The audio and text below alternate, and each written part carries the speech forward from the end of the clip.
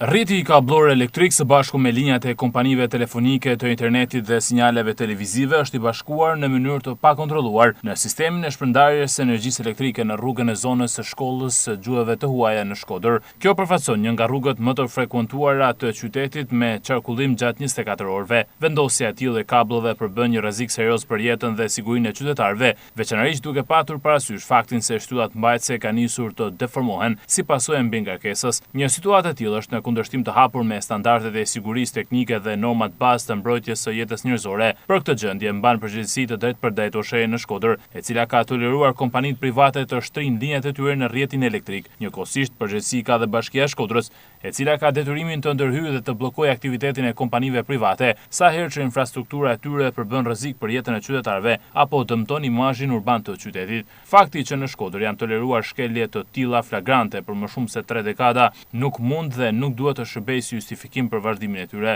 Përkundrazi ka ardhur koha që kësaj situate të jepet fund një herë mirë për të parandaluar ngjarje tragjike që në rrethanet e tilla nuk përjashtohen. Siguria e qytetarëve nuk mund të jetë kompromis dhe as viktime neglizhencës institucionale.